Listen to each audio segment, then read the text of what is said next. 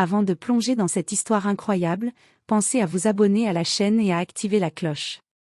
Ici, chaque récit a quelque chose à dire, et vous ne voudrez pas en manquer un seul. La nuit tombait sur les rues étroites et mal éclairées de la ville. Les lampadaires diffusaient une lumière blafarde, dessinant des ombres inquiétantes sur les murs tagués. Au coin d'une ruelle, un petit groupe de criminels ricanait, occupés à terroriser un passant solitaire. Leur cible semblait faible, insignifiante, un homme aux yeux calmes mais à l'allure discrète, qui avançait sans se presser. « Regardez-le. Il a peur rien qu'en marchant », lança l'un d'eux en crachant par terre.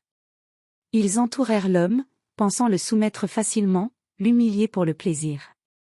Des coups furent portés, des insultes crachées, mais l'homme ne réagit pas. Son regard restait fixe, froid, presque distant, comme si tout ce chaos autour de lui ne l'atteignait pas. Alors qu'il s'apprêtait à franchir un nouveau palier de violence, l'air changea brusquement. Un silence pesant s'installa. Les respirations se firent haletantes. En un éclair, l'homme se déplaça avec une précision fulgurante. Chaque mouvement était calculé, chaque geste mortel. Les criminels, sûrs de leur force, se retrouvèrent désarmés, au sol, incapables de comprendre ce qui venait de se passer. Ils venaient de se heurter à un ancien tueur à gages, un homme dont le passé sanglant avait été effacé du monde, mais jamais de sa mémoire. Et maintenant, ils allaient payer le prix de leur arrogance. L'homme s'éloigna calmement, sans un mot, comme si rien ne s'était passé. Mais dans son regard, il y avait une promesse silencieuse, ceux qui le sous-estimaient, finissaient toujours par regretter. Le lendemain matin, la ville semblait normale, comme si rien ne s'était passé. Mais pour Léon, l'homme que tout le monde avait cru vulnérable, le calme n'était que superficiel. Depuis sa retraite, il avait appris à dissimuler ses compétences. Sa vie s'était réduite à des routines simples, café noir, marche dans le parc, lecture tranquille. Personne ne savait qu'il avait été l'un des tueurs à gages les plus redoutés d'Europe de l'Est. Ce matin-là, pourtant, un souvenir douloureux refit surface. Les rires et les insultes de la veille résonnaient encore dans sa tête. Il savait que ces criminels n'étaient pas n'importe qui, ils appartenaient à un réseau local qui contrôlait le trafic de drogue et d'armes dans son quartier. Leur arrogance l'avait mis en colère, mais surtout, il ne supportait pas qu'on humilie des innocents, ou même lui. Léon décida de faire un tour au marché, sous prétexte de s'acheter des fruits. Il observait, silencieux, analysant chaque mouvement des passants. Son regard s'arrêta sur une ruelle adjacente, deux hommes en train de parler à voix basse, leurs gestes nerveux, leurs regards fuyants. Il reconnut immédiatement leurs tatouages et cicatrices, les mêmes que ceux d'hier. Ils pensaient l'avoir humilié, mais ils ignoraient qu'il venait de réveiller une bête endormie. Il s'approcha, lentement, sans précipitation, un léger sourire sur les lèvres. Chaque pas calculé, chaque respiration contrôlée. Quand les deux hommes levèrent la tête et le virent, leur assurance disparut. Ils pensaient le provoquer, mais ce qu'ils ignorent encore, c'est que Léon n'était plus l'homme d'avant, il était devenu pire. Avant qu'ils ne puissent réagir, Léon avait déjà évalué leur position, leurs points faibles, leurs armes potentielles. Un simple geste de sa part aurait suffi pour les neutraliser, mais il voulait leur faire comprendre une chose, le passé n'est jamais vraiment oublié. Vous devriez apprendre à choisir vos cibles, dit-il calmement, sa voix glaciale. Les hommes reculaient, réalisant l'erreur monumentale qu'ils avaient commise. Dans ce quartier, tout le monde connaissait Léon pour sa discrétion, mais personne ne connaissait vraiment l'étendue de ses compétences. Et maintenant, ils allaient le découvrir, à leurs dépens. Le soir tombait, et les rues s'emplissaient d'ombres mouvantes. Léon savait que les criminels de la veille ne resteraient pas tranquilles longtemps. Mais lui non plus n'était pas un homme ordinaire. Il avait passé des années à observer, à planifier, et chaque erreur de ses adversaires serait exploitée avec précision. Il suivit discrètement les deux hommes à distance. Ils se croyaient invincibles, riaient et racontaient comment ils avaient humilié le vieux type dans la ruelle. Ignorants, ils ne remarquèrent pas la silhouette silencieuse qui glissait d'ombre en ombre derrière eux. Léon ne voulait pas de sang inutile. Son objectif n'était pas la violence gratuite, mais la leçon. Il avait appris que la peur est souvent plus puissante que la douleur. Alors il commença par leur subtiliser des armes qu'ils avaient cachées dans une benne à ordures, sans qu'ils ne s'en aperçoivent. Ensuite, il joua avec leurs nerfs. Une explosion de bruit derrière eux, une ombre qui disparaît quand ils se retournent, un souffle glacé dans leur nuque, ils étaient pris au piège par leur propre imagination. Quand la panique monta, Léon fit enfin son apparition, calme et menaçant. Les deux hommes comprirent trop tard qu'ils étaient dépassés. Chaque mouvement de Léon était fluide, précis, rapide. En quelques secondes, ils se retrouvèrent maîtrisés, incapables de bouger, frappés par la peur plus que par la force. « Vous avez cru que je n'étais qu'un homme faible », dit Léon en les regardant dans les yeux. Mais le passé ne meurt jamais. Il attend juste le bon moment. Puis, avant de disparaître dans la nuit, il laissa un message clair, un symbole gravé sur le mur de la ruelle, reconnaissable seulement par ceux qui savent, un avertissement que sous-estimer Léon était la plus grosse erreur de leur vie. Cette nuit-là, les criminels comprirent qu'ils n'avaient jamais affronté un homme ordinaire. Et Léon, lui, marcha dans l'ombre, prêt à reprendre sa vie tranquille, mais désormais plus conscient que ses anciens ennemis ne le laisseraient jamais complètement tranquille. Le calme de la ville n'était qu'illusion. Tandis que Léon savourait sa discrétion, le réseau criminel dont faisaient partie les deux hommes humiliés la veille avait été alerté. Des téléphones sonnaient, des messages circulaient, et bientôt, une véritable chasse à l'homme se mettait en place. Léon savait que ses ennemis ne l'oublieraient pas si facilement. Il sentit la menace avant même qu'elle n'arrive. Les rues semblaient plus étroites, chaque bruit résonnait comme une alerte.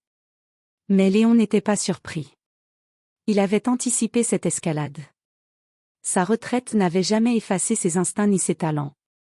Chaque coin de la ville, chaque ruelle, chaque ombre lui était familière. Alors qu'il marchait, un véhicule noir ralentit à sa hauteur. 3 hommes armés, envoyés pour l'attraper, pensaient le prendre par surprise. Mais Léon était déjà prêt. D'un geste fluide, il renversa un petit bidon d'huile sur la route.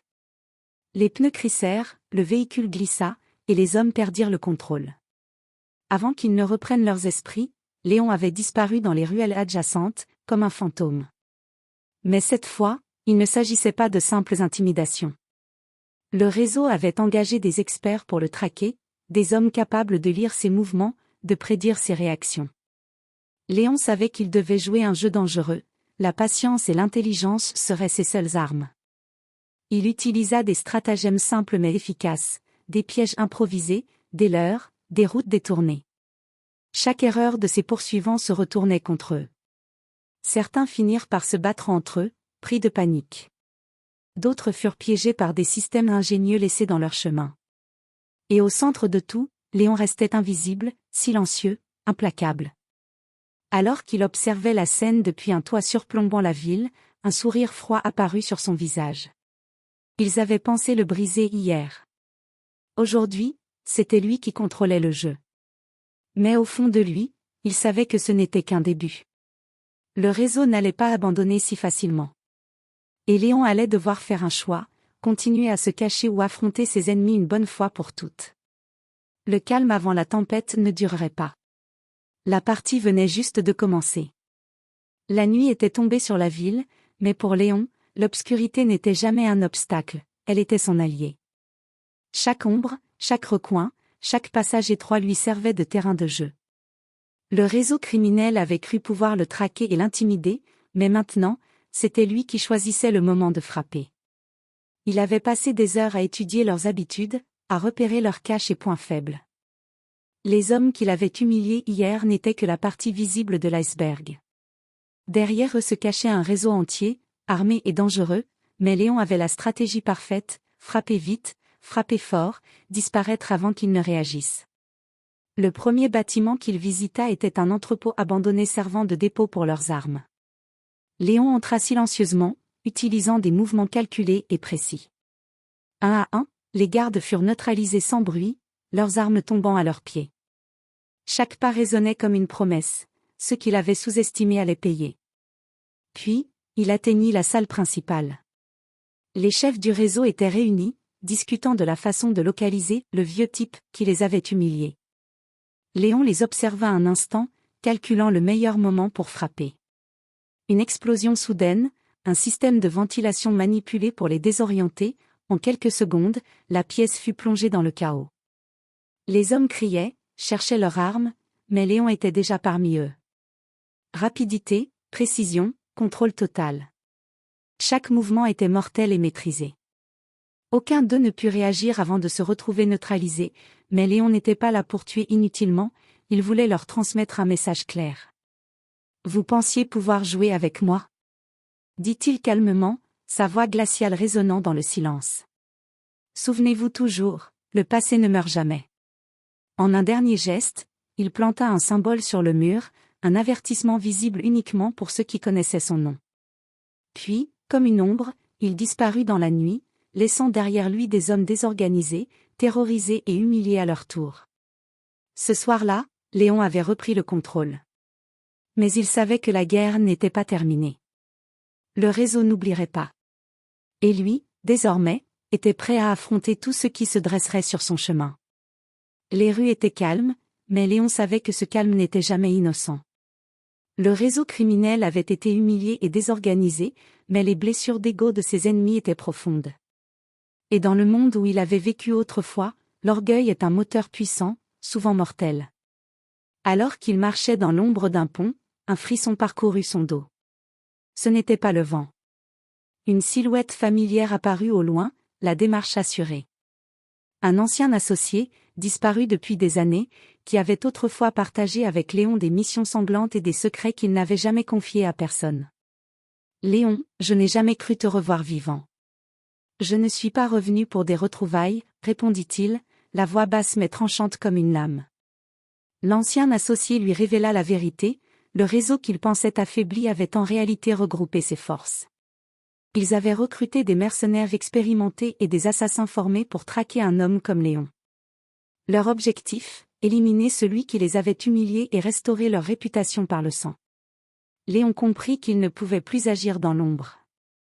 Le jeu allait devenir ouvert, brutal, sans possibilité de retour en arrière. Il devait frapper avant qu'il ne frappe, mais cette fois, il savait qu'il n'était plus seul, certains anciens ralliés, loyaux envers lui depuis des années, se joindraient à lui. Cette nuit-là, il établit un plan audacieux. Chaque mouvement serait calculé, chaque attaque coordonnée. Le réseau allait découvrir que sous-estimer un ancien tueur à gages n'était pas seulement une erreur, c'était une condamnation. Alors que les lumières de la ville scintillaient au loin, Léon leva les yeux vers le ciel. Il savait qu'un nouveau combat allait commencer, plus dangereux que tout ce qu'il avait connu auparavant. Mais il se sentait prêt. Chaque cicatrice, chaque douleur passée, chaque humiliation endurée l'avait préparé à ce moment. « Qu'ils viennent !» murmura-t-il, le regard déterminé. Cette fois, ils vont apprendre que certaines ombres ne meurent jamais. Et dans le silence de la nuit, Léon se prépara à affronter ses ennemis une bonne fois pour toutes, prêt à montrer que même le passé le plus sombre peut redevenir une arme implacable. Le soleil s'était couché depuis longtemps, et la ville dormait à peine. Pour Léon, c'était le moment idéal, chaque ruelle, chaque toit, chaque ombre était un terrain qu'il connaissait mieux que quiconque. Le réseau criminel, confiant après ses récents recrutements, ne se doutait pas que la tempête était sur le point de frapper. Les hommes de main avaient été dispersés dans différents bâtiments, prêts à encercler Léon. Mais il avait prévu chaque détail. Des pièges, des leurres, des signaux codés avec ses anciens ralliés, tout était en place pour retourner la situation contre eux. Il commença par l'entrepôt principal, où les chefs du réseau s'étaient rassemblés pour coordonner l'attaque. En quelques mouvements précis, Léon neutralisa les gardes à l'extérieur, avant d'entrer dans le bâtiment. Chaque pas était silencieux, chaque geste mortel, et chaque ennemi qu'il rencontrait était désarmé ou mis hors de combat avant même de comprendre ce qui se passait. La confrontation finale eut lieu dans la salle centrale, éclairée par des lumières vacillantes. Les chefs du réseau, armés et prêts à se battre jusqu'au bout, virent Léon s'avancer, calme mais déterminé. « Vous pensiez que votre réseau pouvait m'écraser ?» dit-il, sa voix glaciale résonnant dans la pièce. « Mais vous n'avez jamais compris une règle simple, sous-estimer un tueur à gages, c'est signer votre arrêt. » Alors que les coups de feu retentissaient et que les ennemis tentaient de riposter, Léon se déplaçait avec une précision surhumaine, esquivant, neutralisant, maîtrisant chaque mouvement. Ses alliés, positionnés stratégiquement, prenaient les hommes isolés. Rapidité, stratégie et force combinées, tout se déroulait comme prévu. En quelques minutes, le réseau entier fut réduit à l'impuissance. Les chefs, humbles et terrifiés, comprirent qu'ils avaient été battus non par la force brute, mais par la maîtrise totale du terrain, la patience et l'intelligence de Léon. Avant de disparaître dans la nuit, Léon laissa un message gravé sur le mur de l'entrepôt, un symbole de son passé, un avertissement pour ceux qui oseraient encore défier un homme qu'il croyait brisé. Cette nuit-là, Léon avait non seulement vengé l'humiliation subie, mais avait aussi repris le contrôle sur un monde qu'il avait oublié. Il avait prouvé une fois pour toutes, même un homme du passé peut devenir une légende dans le présent. Et tandis qu'il disparaissait dans l'ombre, un seul mot résonnait dans son esprit, liberté. La liberté de vivre à nouveau, mais cette fois, sous ses propres règles.